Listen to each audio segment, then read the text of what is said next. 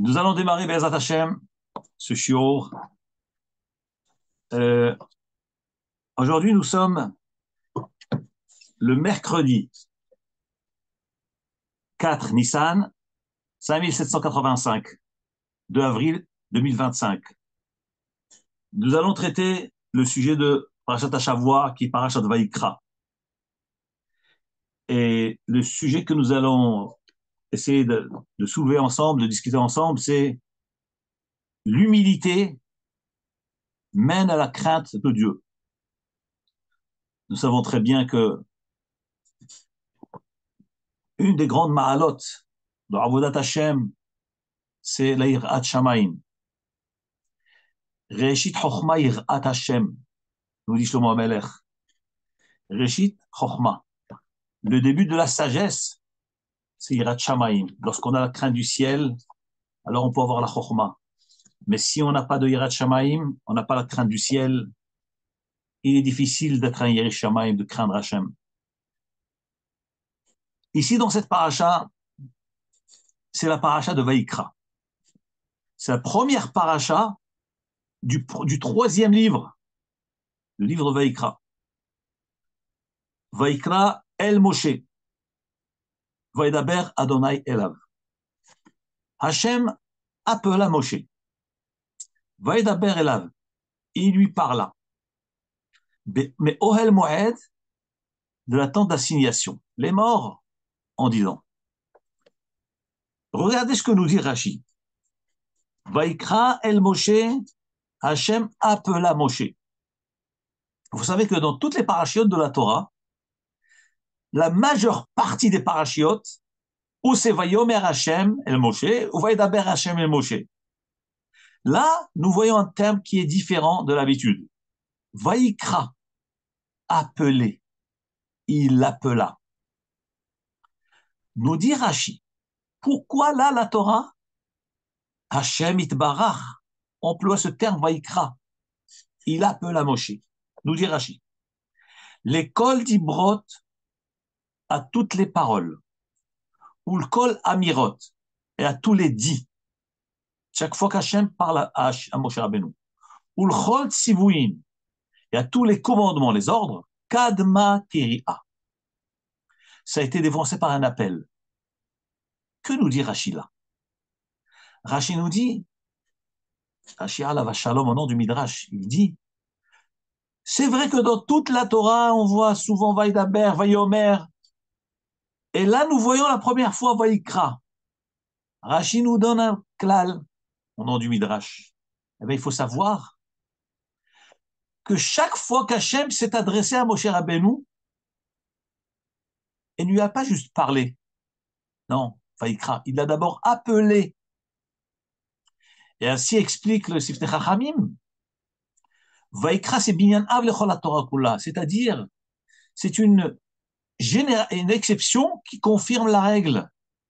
C'est vrai que là, c'est une exception. La Torah dit Vaikra, il l'appela. Mais en réalité, l'exception confirme la règle, nous dit Rashi, au nom du Midrash. C'est-à-dire que chaque fois qu'Hachem a parlé à Moshe Rabbeinu, d'abord il l'a appelé.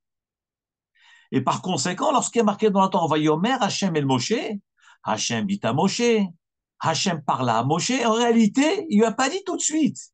Il l'a d'abord appelé, comme on appellerait un ami, avant de parler à quelqu'un. On l'appelle par son nom. On dit, Moshe, Moshe, Abraham, Abraham, Vayomer Hineni. Il répond et ensuite on lui dit ce qu'on a à lui dire. Eh bien, nous dit Rashi, pourquoi la Torah a commencé par Vaikra? C'est pour dire que cette exception-là confirme la règle que dans toute la Torah entière, chaque fois qu'Hachem s'est adressé à Moshe Rabbeinu, il l'a d'abord appelé. Il l'a appelé par son nom. Vous allez me dire, mais pourquoi appeler? Pourquoi faire? Nous dit Rashi, Lachon Riba, c'est une expression affective. Avant de parler à quelqu'un, comme j'ai dit, on ne se met pas directement à l'introduire à un sujet alors qu'on ne lui a pas dit un petit mot. Moshe, ça va? Tu es là? Et j'ai quelque chose à te dire. Dit Rashi, Lachon riba, c'est un langage affectif. Lachon shimal achea sharet mishtamshim bo, c'est un langage qui est emprunté, qui est utilisé par les anges du ciel. Comme il est dit dans le verset, Vekaraze elze ve'amar. Les malachim, avant de louer Hachem, avant de glorifier Hachem, avant de dire Kadosh, Kadosh, Kadosh, Kadosh Baruch Hu, tu es sacré, tu es saint, d'abord, Vekaraze elze. Ils se tournent les uns vers les autres, l'un vers l'autre. Il appelle, tel ange appelle l'autre, tu es prêt? Et l'autre lui dit, et toi tu es prêt? Une fois que nous sommes tous prêts, Vekaraze elze, l'un parle à l'autre, Ve'amar, à ce moment il dit Kadosh, Kadosh. C'est-à-dire que l'éloge de Hachem, le kavod de Hachem, d'abord, il doit être démarré, précédé par un lachon de chiba, par un langage d'amitié, d'affection, de respect mutuel. C'est ce que les malachim faisaient. Et c'est ce que les malachim font tous les jours. Vekarazé, elze, ve'amar. Et d'ailleurs, ce n'est pas pour rien que nous, les humains ici sur Terre, nous avons exactement le même texte. Les Chachamim ont institué dans le texte de la Tfila de faire la Kedusha. Mais il faut faire la Kedusha, eh bien on le fait comme les malachim le font. Vekarazé, elze, ve'amar. Nous louons Hachem comme les malachim louent Hachem. Mais avant de louer Hachem, les malachim, ils sont quoi? Ils sont en amitié entre eux. Ils s'appellent par leur nom. Alors, tu es prêt? C'est bon, on loue Hachem? Eh bien, nous aussi, de même. Vekarazé, elze, ve'amar. Nous dit alors Rashi que Vaïkra, c'est un lachon de Riba. Appeler quelqu'un avant de l'introduire dans un sujet quelconque, il faut d'abord l'appeler par son nom, lui parler, l'introduire, montrer une amitié. Et à ce moment-là, on peut lui dire ce qu'on a à lui dire. C'est pour cette raison-là que la Torah a commencé par Vaïkra el Moshe. Hachem appela Moshe. Et dit Rashi, ce n'est pas une exception. C'est une exception qui confirme la règle, que partout c'est comme ça. Que chaque fois qu'Hachem s'est adressé à Moshe Rabbeinu, il a d'abord appelé avant. Le Midrash Tanchuma nous dit, mais pourquoi Akadosh Baruch Hu avait-il besoin d'appeler Moshe? Vaïkra el Moshe. N'oublions pas que cette paracha de Vaïkra, elle vient juste après Vayakel Pekoudé, les parachiotes qui parlent de la construction du Mishkan, que Moshe Rabbeinu alav hashalom avait réalisé, le grand architecte de l'histoire, de cette architecture unique en son genre, qui est le Mishkan, avec tous les secrets, tous les sodot à Torah cachés dans le Mishkan. Donc c'est un architecte unique en son genre. En son genre. Il n'y a que Moshe Rabbeinu qui était capable de faire cela. Après cette œuvre, Hachem l'appelle. Mais pourquoi il y a besoin de l'appeler? Mais il est dans le Mishkan. Il est en train de fabriquer. Il termine. Il est devant son œuvre. Nous dit le Midrash Tanchuma. Les filles Shaya Moshe Mitiare Lavo El Ohel Moed. Car Moshe Rabbeinu avait très très peur de s'approcher du Ohel Moed, de la tente d'assignation. Peur de qui, de quoi? Mi pachad aboré. Moshe Rabbeinu avait peur du maître du monde, du créateur. Et pourtant, c'est Moshe Rabbeinu qui a fabriqué le Mishkan, qui a mis sur pied le Mishkan, avec toutes les kavanotes, avec tous les sodot. Après avoir fait cette œuvre-là, il a peur. Mais c'est le fruit de tes mains, de tes œuvres. Alors nous dit le Midrash Tanchuma, Moshe Rabbeinu a eu très peur d'Hachem Yitbarach. Car il est dit dans le Pasuk, d'ailleurs dans Parashat Pekoudé, c'est marqué à la fin de Pekoudé, Velo yachol Moshe avo el ohel moed. Moshe Rabbeinu ne pouvait pas venir à la tente d'assignation. Pourquoi? Kishachan alav he'anan. Car le Hanan, la nuée de la Shrina, s'était posée sur le Mishkan. Et donc Moshe Rabbeinu n'osait pas s'approcher du Mishkan, avait très très peur du Mishkan. C'est pour cette raison-là, dit le Midrash, Amar HaKadosh Baruch Hu. HaKadosh Baruch Hu a dit, Enodin, il n'est pas logique, il n'est pas raisonnable, chez Moshe, chez Asa et un Mishkan, que Moshe, qui est cet architecte extraordinaire, qui a fabriqué, qui a construit le Mishkan, et Ahmed Bahoutz, lui, il est dehors, va Ani mi bifnim, et moi à l'intérieur. C'est pas logique. C'est pas logique, c'est pas raisonnable. Lui qui a tout fabriqué, qui a œuvré, qui a travaillé, qui a fait toutes ces cavanotes, qui a réalisé cette œuvre extraordinaire, lui est dehors et moi je suis dedans. Et là, Hareni Korelo, je vais l'appeler Shikanes, qu'il rentre dans le Mishkan, à l'intérieur du Mishkan. Les Fichar Keti Vaikra El Moshe. C'est pour ça que la Torah dit Vaikra El Moshe, il appela Moshe. Donc ce passouk de Vaikra El Moshe, il vient juste après la paracha de Pekoudé. Et à la fin de la paracha de Pekoudé, il est dit Velo Yachol Moshe Lavo. Moshe ne pouvait pas rentrer au Mishkan. Ki Shachan Alav Ya'anan, car la Shrina était dessus. Donc, puisque ça a été juxtaposé pour nous dire que la raison pour laquelle Moshe Rabbeinu n'est pas rentré, c'est parce qu'il avait Irat Hashem. Il avait peur de Hashem Idbarach. À tel point qu'Hachem lui a dit, mais Moshe, mais non, tu peux pas rester dehors. C'est toi qui as réalisé tout cela. Rentre. C'est pour toi. Rentre dans le Mishkan. Ça, c'est ce que nous dit le Midrash sur le mot Vaikra. On voit de là l'Irat Hashem. Maintenant, cet Irat Hashem que Moshe Rabbeinu a eu, comment il l'a eu? Comment Moshe Rabbeinu a eu cet Irat Hashem? Le Midrash Tanchuma nous rajoute autre chose. Il nous rapporte un passouk dans le Michelet. Shlomo HaMelech alav shalom, dans les Proverbes, il dit le verset suivant. Ki tov amar lecha ale. Hena, il est mieux pour toi qu'on te dise, allez Hena, monte ici, vas-y, monte de degrés, prends une place importante.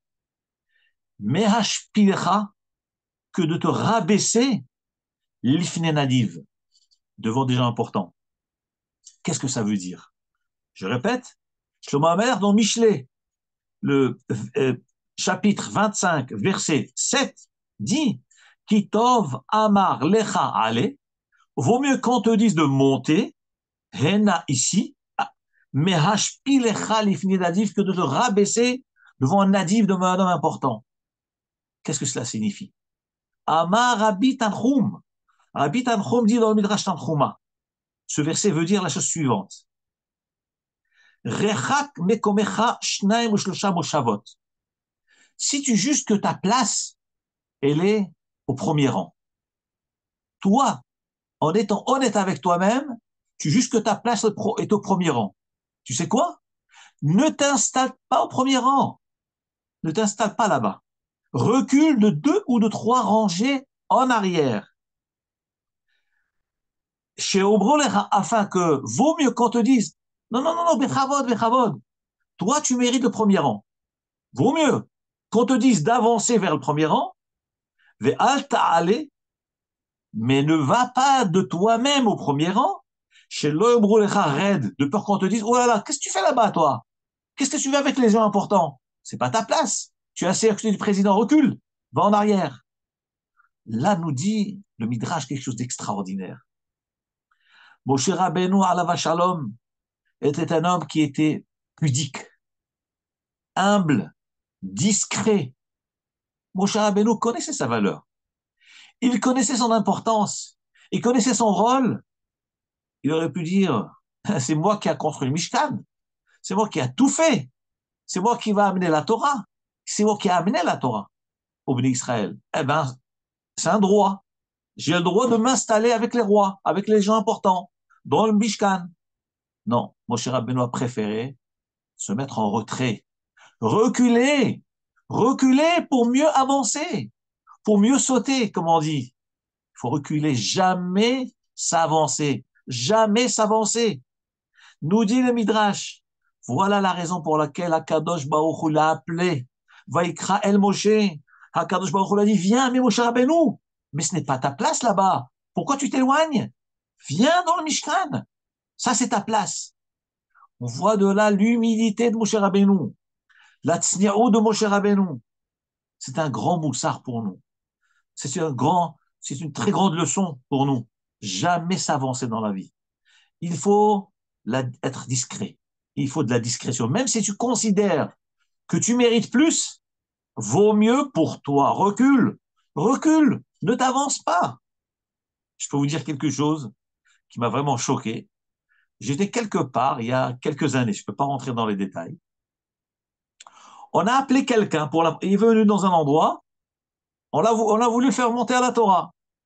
Alors le responsable, il a dit, Amod Arab Gaon Morenu, le grand géant, le grand génie de la Torah, notre maître, et ils l'ont fait monter à la Torah. C'était un très grand honneur pour cet homme qui est monté, qui est un homme de Torah, Yirish Shamayim, Talmid Chacham. Quelques mois plus tard, à peine si on prononçait son nom et le nom de son père pour le faire monter à la Torah. Parce que l'être humain, on ne sait pas ce qui se passe dans l'esprit d'un homme. On ne sait pas quelles sont ses motivations de nous appeler Morenu Arav Gaon. On ne sait pas. Mais avec le temps, les choses se clarifient et on comprend un peu mieux. Pourquoi la première fois, on nous appelle Morenu Arav Gaon et puis après, non, tu n'es pas aussi gaon qu'on l'imagine parce que tu n'as pas été percutant et que tu n'as pas amené ce qu'on attendait de toi. Donc, moralité, reste en retrait, recule, recule. C'est tout. C'est ce que dit Shlomo HaMelech. Tov amar lecha ale hena. Vaut mieux qu'on te dise monte que de toi chercher à monter. Il faut fuir tous ces ignanim-là. Il faut fuir le kavod, être humble, être modeste. Et dit Midrash, c'est pour ça que Kadosh Baruch Hu a appelé Moshe Vaikra El Moshe. Parce que Moshe avait cette midda qu'on appelle midda tatsni'ut, la pudeur, la discrétion, et midda ta'anava, la modestie. Qui c'est qui peut prétendre être modeste? On ne parle pas de quelqu'un qui n'a aucune qualité. Parce que celui qui n'a pas de qualité, de quoi il va s'orgueillir? De quoi il n'a qu'à se regarder dans un miroir? Il n'a que des défauts. Donc lorsqu'on parle de modestie, c'est qu'on parle d'un homme qui a, oui, des qualités, il a des droits, il a des revendications, mais il ne dit rien. Parce qu'Akadosh Baruch Hu attend de lui d'être humble. Et si Hachem il veut, eh bien, il te fera monter. Donc, pas revendiquer, pas demander, pas réclamer, reste en retrait. Ni pourquoi je peux vous raconter autre chose. Un homme, une fois, ça s'est arrivé personnellement avec moi-même. Je sais pas, je l'ai appelé, c'est un homme qui est de mon âge et qui a des responsabilités. Alors, je l'ai appelé en ami parce que je le connais en tant qu'ami. Il me dit, ah non, non, non, non, non, tu dois m'appeler Rav. Je vous assure, ça m'a choqué, j'ai eu un choc, comme si on me versait un seau d'eau glacé sur la tête. Je ne m'attendais pas. Un ami qui vous dit, tu m'appelles pas par mon prénom, tu m'appelles Rav, alors que j'ai grandi avec lui. Des années, de longues années. Non, tu m'appelles Rav. Oh, ça m'a fait un drôle de choc. On voit, il faut rester très bon. Ces gens, laissons-les. Hachem et Azor, j'espère qu'un jour ils vont comprendre. Quand ils ont des bouchottes, après ils comprennent qu'il faut rester, il faut se calmer. Si Hachem il veut, on nous appellera Rav. Si il faut pas, nous cherche pas de Rav, ni Rav, ni Rav Hachem, ni Rishamayim, rien d'Hachem. Le Midrash rapporte, toujours dans Midrash Tanchuma, il est rapporté dans Michelet, le chapitre 29, verset 23. Un autre pasouk. Ga'avat Adam Tashpilenu. L'orgueil de l'homme, c'est ce qui va faire la chute et l'échec de l'homme. Ushfal Ruach, l'homme qui a esprit humble, Yitmor Kavod, lui mérite les honneurs. Ga'avat Adam Tashpilenu. L'orgueil de l'homme fait chuter l'homme. L'homme, il chute à cause de son orgueil, parce qu'il réclame des choses, il revendique des droits. Mais ça vient de Hachem. Faut pas réclamer, ne demande pas, ne réclame pas. C'est aux gens de juger. Ushfal Ruach, l'homme qui a l'esprit humble, Yitmor Kavod, lui mérite d'être soutenu dans le Kavod. Conclut le Midrash, Kol mi sherodef ahar asrara, tout celui qui cherche les honneurs, alors srara borahat mimenu. Il cherche les honneurs, il cherche à diriger, il cherche à être le chef. Srara borahat mimenu. Eh ben, ses honneurs le fuient. Et celui qui fuit les honneurs et tous ces responsabilités-là, Hasrara Rodefet Aharav. Eh bien, on va lui courir derrière pour lui donner des charges, et lui donner du respect et lui donner des responsabilités. Donc, moralité, restez à l'écart, restez distant de tout cela, parce que des fois, ça peut venir d'un côté personnel, d'une gava personnelle, et c'est parce que Hachem attend de nous. Il faut qu'Hachem nous fasse signe, comme on voit dans la paracha, Vaikra El Moshe, Hakadosh Baruch Hu appela Moshe. Pourquoi il l'a appelé? Nous dit le Midrash, parce que Moshe Rabbeinu était anav, Mikola Adam. Moshe Rabbeinu était humble. Et Hakadosh Baruch Hu dit non, Moshe, tu mérites d'aller dans le Mishkan. Rentre au Mishkan. C'est toi qui l'as construit ce Mishkan. Tu mérites. Par ailleurs, le Midrash dit, une autre explication, ça c'est Midrash de Kartov, il dit que pourquoi Hachem l'a appelé, c'est pour nous enseigner un moussar, un enseignement dans le monde des humains.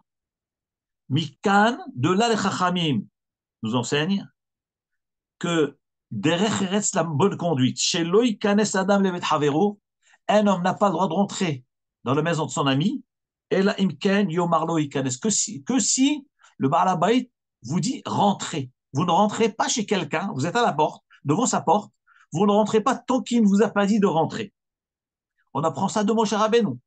Kal vachomer de Moshe Rabbeinu. Si déjà Moshe Rabbeinu, qui lui a construit le Mishkan, qui lui est le rabbin chez Israël, qui est le roi d'Israël, le manéique d'Israël, n'a pas osé rentrer sans qu'Hachem lui dise d'entrer, eh bien, à plus forte raison, nous qui sommes des anges simples, nous ne devons pas rentrer chez notre ami tant qu'il ne nous a pas donné l'accord. La Gemara rajoute, ça c'est le Midrash qui rapporte, Midrash de Kartov, la Gemara dit qu'un homme n'a pas le droit de rentrer dans la maison de son ami tant qu'il ne toque pas avant. Pourquoi? Parce que des fois, la maîtresse de maison n'est pas habillée adéquate. Et donc il y a un problème de tsniro, de pudeur. Et on ne veut pas surprendre, chas shalom, la maison, la maîtresse de maison, avec son pyjama ou quoi que ce soit. Donc il faut toquer avant. La Gemara dit on n'a pas le droit de rentrer dans une maison sans toquer auparavant. Vous toquez, on vous dit de rentrer, vous rentrez. On ne vous dit pas de rentrer, mais vous restez à la porte, vous ne rentrez pas. Et d'où nous apprenons cela? Eh bien, nos parachas de la semaine. Vaikra El Moshe. Hachem appela Moshe. Pourquoi il l'a appelé? Parce que Moshe Rabbeinu avait la tsniaout, avait la pudeur. Il ne rentre pas nulle part tant qu'on ne lui a pas dit de rentrer. Là, Hachem lui a dit maintenant rentre. Eh bien, il est rentré. Le Baal HaTorim, à la Vachalom, il rapporte un midrash sur le premier mot de la paracha, le mot Vaikra. Vous savez que dans le Sefer Torah, vous verrez Be'ezrat Hashem, quand vous serez à la Shul le Shabbat, et qu'on va faire, on va lever le Sefer Torah pour faire Vezot Torah.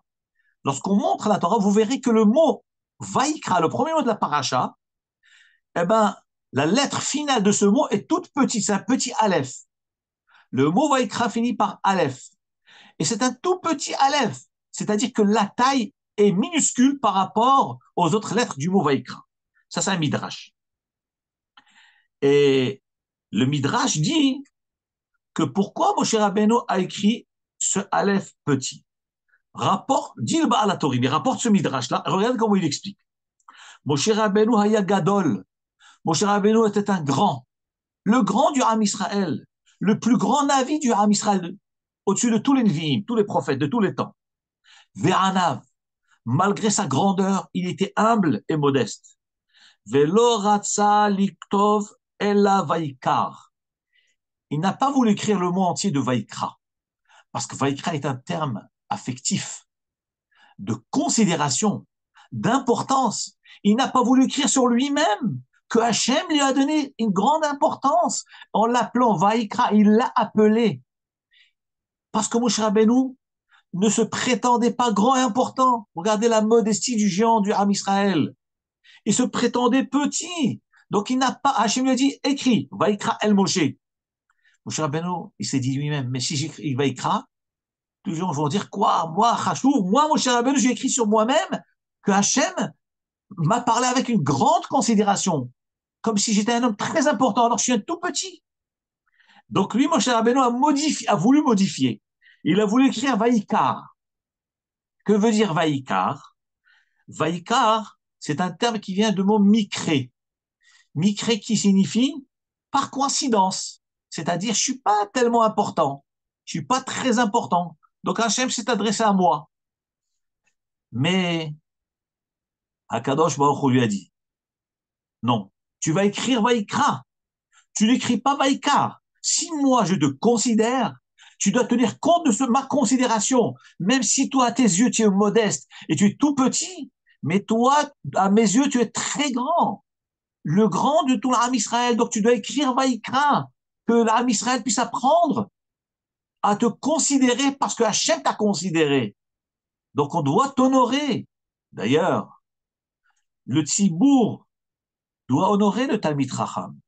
Les Talmid Chachamim doivent s'honorer mutuellement. Parce que si le Talmid Chachamim ne s'honore pas mutuellement, qui va honorer les Talmid Chachamim? De qui nous allons prendre exemple pour honorer le Talmid Chachamim? Si vous avez un Talmid Chacham qui critique un autre Talmid Chacham, si vous avez un Talmid Chacham qui parle la Shonara sur un autre Talmid Chacham, mais c'est la fin du monde. Comment voulez-vous qu'on honore les Talmid Chachamim? Et qui dit Talmid Chachamim dit la Torah. Qui dit la Torah dit Hachem. Comment voulez-vous qu'on honore la Torah? Comment voulez-vous qu'on honore Hachem Itbarach si on n'honore pas ses représentants? Celui qui met Zalzel des Talmid Chachamim. La Gemara dit dans Maseret Sanhedrin, celui qui dit Maï apikoros. Qu'est-ce qu'on appelle apikoros? Un épicurien, un athée. La Gemara dit c'est celui qui dit Maï ahnulan rabanan. Celui qui dit oh ces rabbins-là, qu'est-ce qu'ils nous donnent de plus? Qu'est-ce qu'ils nous apportent de plus? On n'a pas besoin d'eux. Celui qui parle comme ça s'appelle apikoros. Et s'il touche le vin devient une nesser. Celui qui méprise le Talmid Chacham, c'est un apikoros. Et le Pléoetz rajoute dans Aleph, dans Apikoros, dans son livre, il dit que pas seulement qu'il a dit Maï ahnulan rabanan, que ce que les Chachamim nous apportent. Pas seulement ça. Celui qui dit Hane rabanan, celui-là, sur un Talmid Chacham, comme il est contrarié par un Talmid Chacham, il dit, il veut pas prononcer son nom. Il dit celui, t'as vu celui-là là? T'as vu celui-là? Le fait de dire celui-là, sans dire le Rav, t'as vu le Rav? D'une façon honorable. Il dit celui-là, dit le Pléoët, ça s'appelle un apikoros. Parce que cette tournure d'expression, c'est un mépris absolu. Dire sur quelqu'un, t'as vu celui-là? Et ça nous arrive d'entendre des gens, lorsque deux amis qui parlent et puis ils voient un troisième qui arrive, hein, il dit alors, t'as vu celui-là? Mais cette façon-là, cette grimace-là, c'est une grimace de mépris d'autrui, mépris de l'autre. Eh bien, dire cette expression-là, l'égard d'un Talmid Chacham, celui-là, t'as vu? Il est venu, celui-là. Ça s'appelle apikoros, comme ça dit le Plérès dans son livre, dans le Hot Aleph Apikoros. Vous imaginez l'importance de la parole, le respect que nous devons à chacun. En tout cas, nous voyons de là, Moshe Rabbeinu a voulu enlever le Aleph. Il a voulu écrire que Vaïkar. Hachem lui a dit, tu écris le Aleph, parce que je veux montrer à tout le monde que je te considère, qu'on considère les Talmid Chachamim, que tu mérites les honneurs, on doit t'honorer. Mais malgré tout, Moshe Rabbeinu Te'anaf, c'est du tsar pour lui. C'est du tsar pour lui. Comme un Talmid Chacham. Une fois, j'ai vu un Talmid Chacham, je peux vous dire qui c'est. Rav Simcha Wasserman, qui était venu à Yom HaTorah il y a, je sais pas, une quinzaine d'années, organisé par le Grand Rav Truc. Pour la première fois, ils avaient organisé Yom HaTorah. Et l'invité d'honneur, c'était Rav Simcha Wasserman, qui n'est rien d'autre que le Chavruta, l'ami d'études de Rav Chaikin, le Rosh Yeshiva d'Aix-les-Bains à la Shalom, et qui n'est rien d'autre que le fils du Rav de Rav Chaikin, parce que le Rav de Rav Chaikin, c'est Rav Elchanan Wasserman. Le Rosh Yeshiva, c'était Yeshiva du Chafetz Chaim. Et dans cette Yeshiva, il y a un Magishio qui s'appelle Rav Elchanan Wasserman. Et Rav Elchanan Wasserman avait un fils qui s'appelle Rav Simcha Wasserman. Et Rav Simcha, c'était l'ami de Rav Chaikin. Et Rav Simcha est venu en France, il venait avec ses bains, il était à Paris. Et lorsqu'il y a eu Yom HaTorah, alors, le Rav Truc à la Shalom, il a annoncé l'entrée en salle de Rav Simcha Wasserman. Les gens se sont levés, ils ont honoré d'une façon extraordinaire Rav Simcha Wasserman. Il a été installé au podium, Rav Truc a parlé de lui. Et Rav Simcha s'est mis à pleurer. Il s'est mis à pleurer. Après, il s'est levé, il a dit, vous savez pourquoi je pleure? Il a dit, mais on m'a payé mon Olam sur cette terre, tous ces honneurs, des milliers de personnes, je ne sais pas combien de milliers de juifs étaient réunis ces jours-là. On m'a tout payé. Mais Rav Simcha, tu mérites ce kavod. Mais tu es le fils de Rav Elchanan, le Talmid de Chafetz Chaim, tu mérites ce kavod. Mais les tzadikim ne veulent pas. Ils veulent pas. Ils veulent pas. Il a pleuré. Devant tout le monde, il a pleuré. Pourquoi on fait tout ce kavod? J'ai mangé mon Olam Haba sur cette terre-là. Mais il n'y a pas le choix. On est obligé d'honorer le Talmid Chachamim. Le Talmid Chacham doit se battre contre son orgueil. Mais nous avons un kavod à exprimer à l'égard du Talmid Chacham. Dit alors le Baal HaTurim, Moshe Rabbeinu ne voulait pas écrire. Hachem lui a dit, tu écris, tu écris. Vaïkra. Qu'est-ce que Moshe Rabbeinu a fait? Alors Moshe Rabbeinu a dit, ce qu'on va faire, alors je vais écrire une petite lettre. Moshe Rabbeinu, il a dit à Hachem, ok, je vais écrire Vaïkra. Mais il a écrit avec un petit aleph, tout petit, petit. Donc, Hachem ne peut pas lui dire, tu n'as pas écrit. Voilà, j'ai écrit, Vaïkra. Mais le petit aleph, à peine si on arrive à le lire. Donc, on peut lire aussi Vaïkar.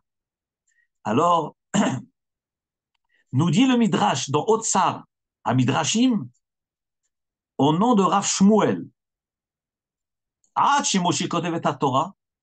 que Moshe n'écrive la Torah, c'est-à-dire le Aleph, eh ben, c'est-à-dire lorsqu'il a écrit, il y a eu un peu d'encre en plus, parce qu'en réalité, il devait utiliser plus d'encre pour écrire un grand Aleph. Donc il a utilisé une seule petite partie d'encre. Donc il lui restait de l'encre du Aleph. Nous dit le Midrash, cette encre-là, Moshe Rabbeinu l'a prise, du petit Aleph, ce qui restait du Aleph, il l'a mis sur son visage, et c'est comme ça que Moshe Rabbeinu a eu Karane Hod. Les rayons de lumière qui jaillissaient de son visage, c'est avec le reste de l'encre du Aleph. Qu'est-ce qu'il veut dire ce midrash-là? Ça, c'est un midrash dans Parashat Kitissa, chapitre 395. Qu'est-ce qu'il veut dire ce midrash de Rav Shmuel? Il dit le midrash, le chidouche, il est extraordinaire. Moi, je me suis demandé, mais l'encre, c'est de l'encre noire. Vous mettez sur votre visage de l'encre noire, vous avez un visage noir, vous devenez un nègre, un noir. Or, le midrash nous dit que le reste d'encre du Aleph, puisqu'il a écrit un petit Aleph, donc il lui restait encore de l'encre. Cette encre-là, il l'a mis sur son visage. C'est pas que l'encre, il l'a mis sur le visage et qu'il devient tout noir, pas du tout. C'est l'humilité, la résultante de la modestie de Moshe Rabbeinu. Parce que le reste de l'encre, c'est quoi? C'est-à-dire le fait de se réduire le grand Aleph en petit Aleph. Il y a une résultante, il y a des restes. Le reste, c'est quoi? C'est les fruits que tu vas recueillir de la modestie.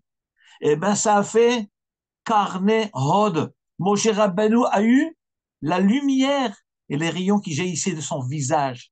Donc, la résultante de l'humilité, de la Hanava, eh bien, c'est le Kavod. Puisque les gens ne pouvaient même plus le regarder, Moshe Rabbeinu.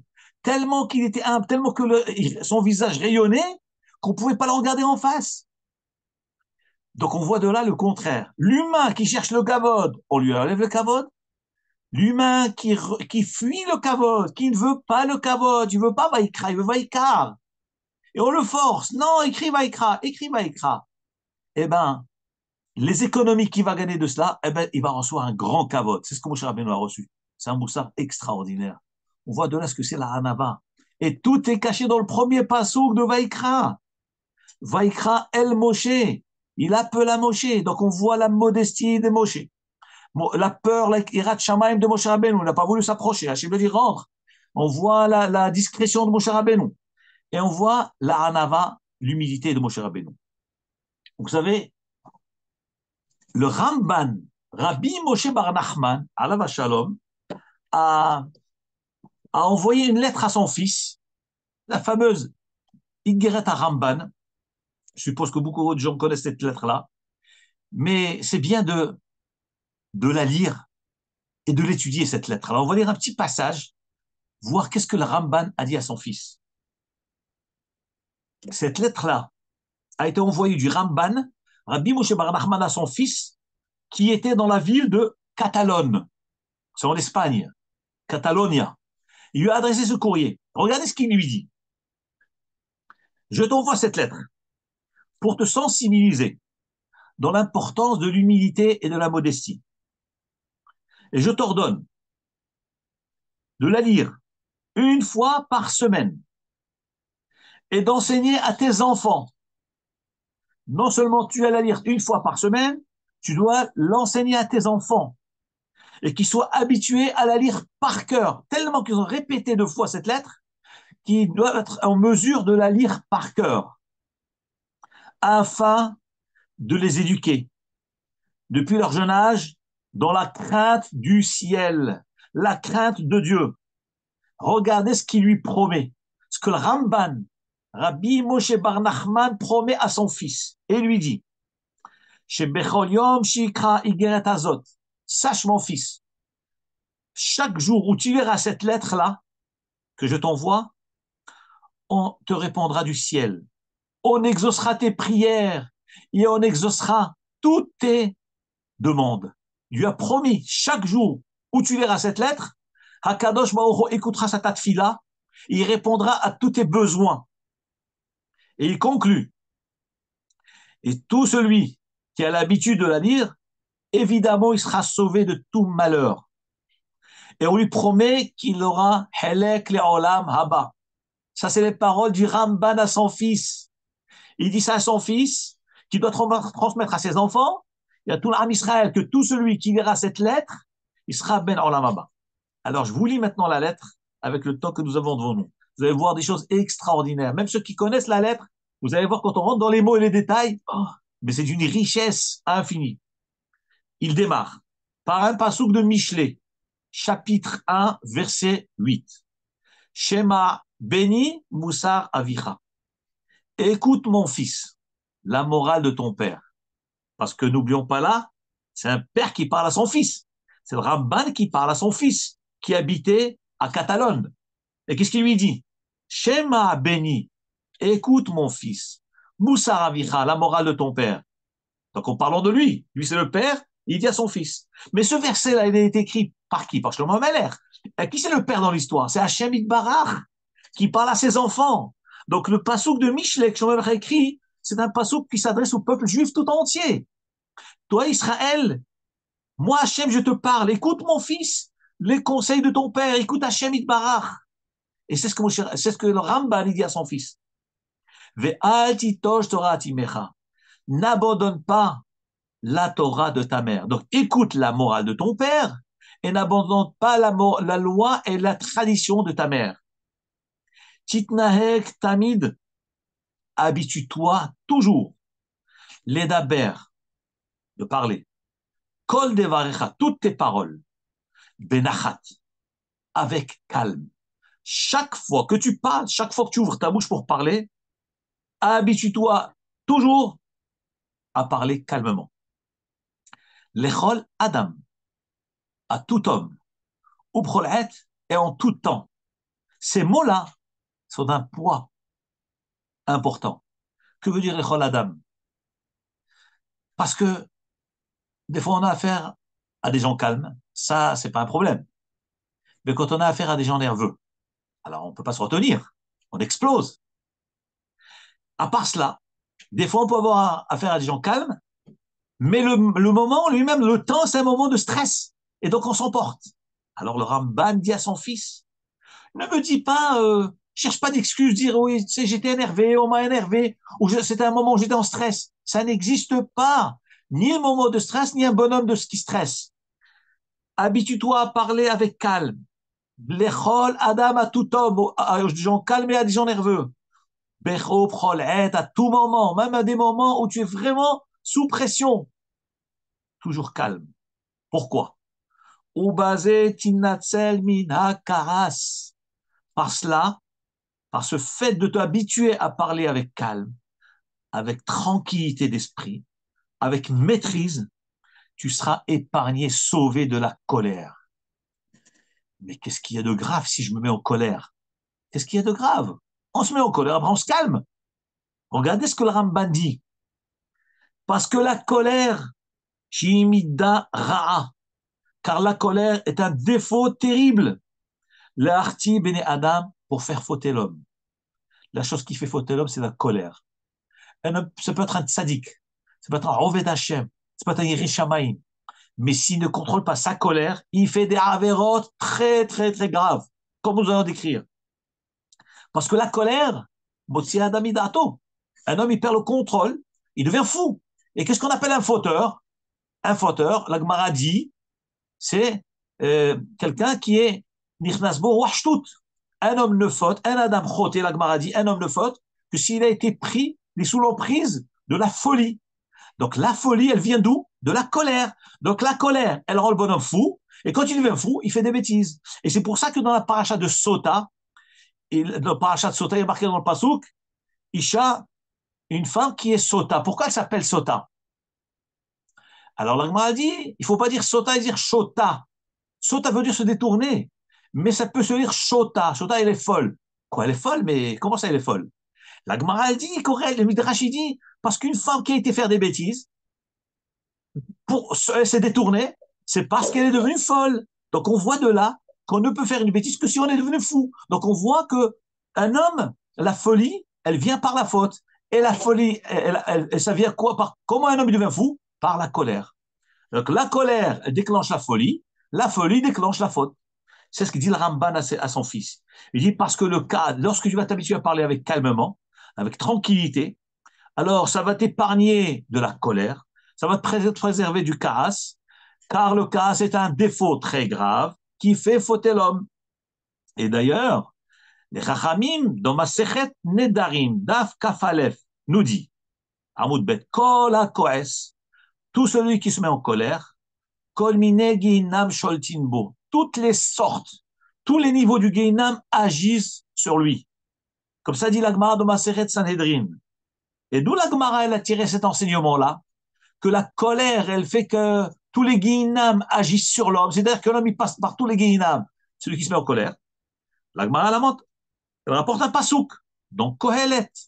Donc, Kohelet, chapitre 11, verset 10, nous dit le pasouk, David Shlomo Amelech, Ve'aser ka'as milibecha, enlève la colère de ton cœur, Ve'aver ra'a mi besarecha, et tu vas éloigner ta chair du mal. Qu'est-ce que ça veut dire? Shlomo Amelech dans Kohelet, il dit, Haser ka'as milibecha, enlève, ôte la colère de ton cœur, et tu feras passer le mal de ta chair. Qu'est-ce que veut dire ce pasouk? Nous dit la Gemara, le mot ra'a, en ra'a el gehinam. Le mot ra'a veut dire l'enfer. Comme il est dit dans un autre pasouk de Michelet, vegam racha liom ra'a. Et le racha, il va au jour du mal. C'est quoi le jour du mal? C'est le gehinam. Ça veut dire, lorsque Shlomo Amelech a dit, enlève la colère de ton cœur et éloigne le mal de ta chair, c'est éloigne le gehinam de ta chair. Voilà ce que ça veut dire. Donc de là, le Ramban dit, en se basant sur cette Gemara donnée d'Arim, Daf, Nou, Kafalev, que le Kaas, celui qui se met en colère, eh bien, toutes les sortes du Guinam agissent sur lui. Maintenant, qu'est-ce qu'on a gagné quand on enlève le Kaas? On s'est épargné du Guinam. Alors, regardez l'engrenage. Pour le bien, dans le bon sens. Tu parles calmement, tu as évité la colère. Une fois que tu as évité la colère, le Kacher, une fois que tu as évité le colère parce que tu es resté calme, viendra dans ton cœur la qualité de l'humilité. L'humilité, la anava, la modestie. C'est-à-dire, le Ramban révèle à son fils, tu veux savoir comment on obtient la modestie? C'est pas en baissant la tête, en faisant semblant, tu es modeste. C'est pas ça la modestie. Non. Il y a des gens qui baissent la tête, qui ont l'air modestes, mais dès qu'on leur marche sur le pied, ils explosent comme une bombe atomique. Donc, c'est pas la modestie, c'est pas baisser la tête, c'est pas ça la modestie. La anava, c'est lorsqu'on travaille le kaas, on travaille son calme, on reste calme, on maîtrise sa bouche, on maîtrise sa parole, on réagit pas tout de suite, doucement. Quelqu'un t'a mis en colère, quelqu'un t'a insulté, il t'a humilié. Contrôle-toi, retiens-toi et réfléchis. Et réfléchis, réfléchis. Qu'est-ce que Hachem attend de moi maintenant? C'est justifié, pas justifié? Est-ce qu'il faut réagir, pas réagir? Est-ce qu'il faut rendre à l'autre? Rien du tout. Calme-toi d'abord. Et il dit le Ramban à son fils, par le fait que tu maîtrises, tu parles calmement, donc tu t'emportes pas. Et puisque tu t'emportes pas, donc tu te mets pas en colère. Et comme tu te mets pas en colère, donc tu vas en toi-même réfléchir, ça va te donner middat ha'anava, l'humilité. Shehi middat tova mikol hamidot hatovot. C'est la plus grande qualité de toutes les qualités. Vous imaginez, regardez les mots du Ramban. Le Ramban, c'est un Rishon. Il dit, Shehi Midat Tova. Donc nous avons plusieurs qualités. L'humain doit travailler ses qualités. Et quelle est la plus grande de toutes les qualités? Nous dit le Ramban, Midat Anava hi Midat Tova, Mikol Hamidot Hatovot. C'est la plus grande de toutes les qualités qui existent. Il y a ce qu'on appelle la qualité de générosité, la gentillesse, le bon cœur. Il y a plein de bonnes qualités. Mais quelle est la plus meilleure qualité de toutes les qualités? C'est la modestie. La modestie, c'est la plus grande qualité. Comme il est dit dans Michelet Kavbet, Ekev Anava Irat Adonai. Ekev Anava. C'est incroyable ce passage. Regardez, je vais vous le traduire, vous allez voir que c'est impressionnant. On le dit 10 fois par jour. Ceux qui lisent la lettre, ils lisent plein de fois, mais regardez quand on va dans les détails. Ekev Anava, le talon de la modestie, Irat Hashem, c'est la crainte du ciel. Comment on traduit ces mots-là? Ekev Anava, le talon de la Anava. C'est-à-dire le corps humain, il a des bras, il a des pieds, il a des talons. Donc, quel est le talon? Donc, le plus bas du corps de l'humain, c'est le talon. Eh bien, Ekev, Anava, le talon de la modestie. C'est-à-dire que la modestie, c'est le corps humain. Regardez, retenons. Traduisons Anava par le corps. Le corps s'appelle Anava. C'est quoi le talon de la modestie? C'est quoi la partie la plus basse du corps de la Anava? Irat Hashem, c'est la crainte du ciel. C'est-à-dire, la base même, la partie du plus bas du corps, c'est Irat Hashem. C'est-à-dire qu'un homme, si on lui enlève la Hanava, il ne peut plus tenir en équilibre. Donc, on a besoin de Hanava pour avoir Irat Hashem. Ekev, Hanava, Irat Hashem. Le Ekev, le talent de la Hanava, c'est Rat Shamaim. Donc, dit le Ramban, avec la Hanava. Donc, on enlève le Kaas, on arrive à la Hanava, on arrive à Irat Shamaim. Ou ba'avour à Hanava, et grâce à la Hanava, tu vas arriver à Irat Shamaim. C'est ce que nous avons vu dans la paracha de cette semaine, dans Vaïkra, que je vous ai cité jusque-là. Moshe Rabbeinu, Hachem l'a appelé. Pourquoi il l'a appelé? Parce qu'il a eu peur. Il a eu peur de rentrer au Mishkan. Hachem lui a dit, viens. Mais pourquoi il a peur? Parce qu'il a Irat Shamaim. D'où là, c'est Irat Shamaim? C'est par la Hanava. Quelle Hanava? D'être discret, de ne pas s'avancer comme on a dit Vaïkra. On s'avance pas. On reste humble. On reste Hanav, modeste. C'est comme ça que Moshe Rabbeinu a été zoché à ce grand kavod-là. C'est ce qu'il dit là le Ramban à son fils. Ba'avour ha'anava, par la modestie, ta'ale alibecha midda d'ir'a, tu auras la midda de ir'at Hashem. Kishiten libecha, maintenant, évidemment, la hanava, ça se travaille. Ça vient pas tout seul. Et comment un homme devient humble? Il est riche, il est fort, il a de l'argent. Mais comment il va se dire, non, mais je suis rien, je suis rien, je suis rien? Mais non, mais c'est très bien au fond de toi-même que tu te triches, que tu es riche, tu es intelligent, tu as des diplômes, tu as super, tu es un cadre dans une grande entreprise, tu as tous les cavotes. Comment tu peux te convaincre à toi-même que tu n'es rien, que tu es poussière? Comment c'est possible? Regardez ce que nous révèle le Ramban Alav Hashalom. Il dit, eh ben, c'est ce qui est marqué dans Pirkei Avot. Kijiten el libecha. Lorsque tu prends à cœur et tu te dis, Tami, toujours, mais à une bata, d'où tu viens? Comment tu es né? Comment tu as été conçu? La Mishnah dit, mitipa serocha, d'une union. Ul anata oler. Et où est-ce que tu vas? Tu vas vivre 120 ans, mais après, tu n'es pas éternel. Tu vas partir. Et où tu vas? Shatarima vetolea. Tu es vert et vermine, et poussière. Behayecha dans ta vie. Avki bemotecha. Dans ta vie et après ta vie. Lorsqu'un homme il se regarde, qu'est-ce que tu es? Tu vas bien aux toilettes. Tu fais tes besoins. Tu vois ce que tu es. Tu n'es rien du tout. Il faut parfumer après. Il faut mettre un déodorant. Tu vois que t'es rien avec tous tes millions, avec tout ton argent, avec tes beaux costards. Mais tu sais que t'es rien. Ça, c'est pendant ta vie, t'es rien. Et après la vie, mais t'es une poussière dans la terre. Donc, le dit le Ramban, comme il est marqué dans Pirkei Avot, lorsqu'un homme, il prend à cœur qu'il est rien et moins que rien, eh ben, c'est fini. Tous les millions qu'il a, tout l'olamazé, tout ce qu'il a acquis dans ce monde, deviennent pour lui rien. Donc il se dit, c'est que pour Avodat Hashem, puisque de toute façon, tout va rester ici, on va pourrait rien faire avec tout ça, et ce qui va rester émettre, c'est Avodat Hashem. Qu'est-ce que j'ai fait de ma vie? Qu'est-ce que j'ai fait de bien? Quel Shem Tov j'ai laissé dans le monde? Quel chinour j'ai donné à mes enfants? Comme ça dit le Ramban. C'est comme ça que la Midat Ha'anava, elle vient dans le corps de l'homme. Et à part tout cela, il conclut, quand on sait qu'un homme, Atid, Vitandid, Veheshbon, il doit rendre des comptes devant Hachem Itbarach, l'Ifne Melech HaKavod, devant le roi des rois, le roi du Kavod, comme il est dit dans le Pasouk. Iné Hashamayim, Shme Hashamayim, Lo Yichal Kelucha. On peut tout donner à Hachem, rien ne peut nourrir Hachem, puisque tout est à lui. Tout est à lui, tout provient de lui. Mais qu'est-ce qu'Hachem veut? Afki libod bene Adam.